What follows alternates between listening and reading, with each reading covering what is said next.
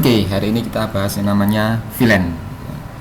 Untuk yang pertama kali mengenal VLAN itu kemungkinan apaan ya itu VLAN itu, atau untuk apa ya VLAN itu. Untuk menjawab itu mungkin saya ilustrasikan seperti ini ya.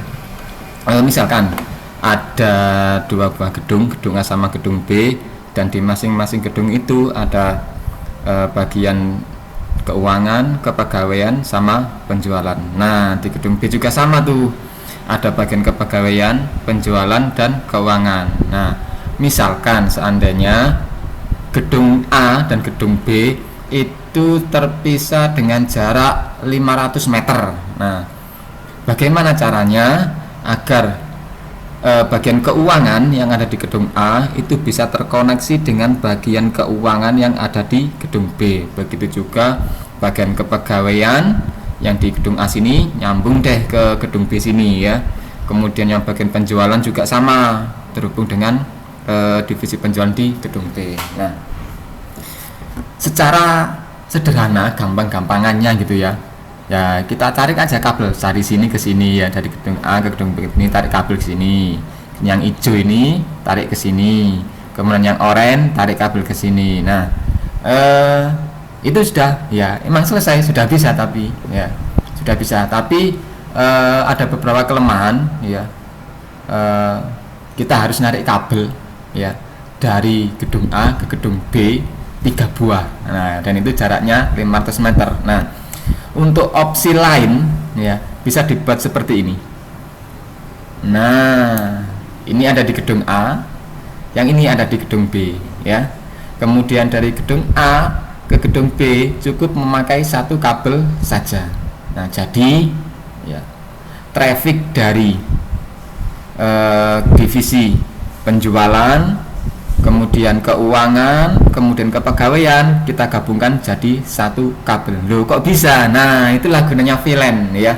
VLAN di situ ini kan singkatan dari virtual LAN. Jadi lokal area untuk divisi penjualan kita buatkan virtual LAN-nya, kemudian juga untuk yang divisi kepegawaian dan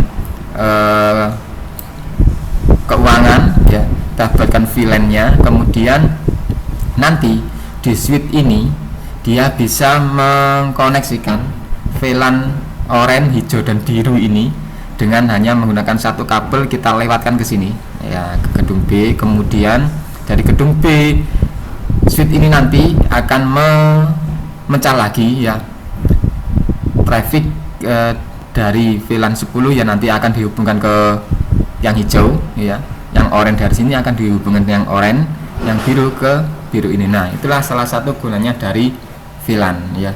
Sehingga dengan gambaran ini bisa kita lihat ya. Di sini kita hanya butuh 2 buah switch. Nah, kalau yang seperti ini, nah kita butuh ada 6 switch, kemudian kita butuh 3 kabel. Nah, seandainya di sini ada divisi lain lagi, muncul satu divisi di sini, maka kita harus beli satu switch lagi. Kemudian misalkan di sini enggak, ruangannya ini enggak cukup ini ruangannya, maka di gedung B kita bikin ruangan lagi di sini ya. Kemudian bagaimana cara bisa koneksi ke sini, kita tarik lagi kabel ke sini. Nah, itu kan lama-lama kan menghabiskan kabel, banyak kabel gitu ya. Nah, dan di sini ini solusi yang lebih efisien gitu ya. Nah, untuk kegunaan lain dari VLAN itu nanti juga akan kita bahas di lain waktu. Kemudian bagaimanakah konfigurasi ya switch yang bisa digunakan untuk VLAN ya.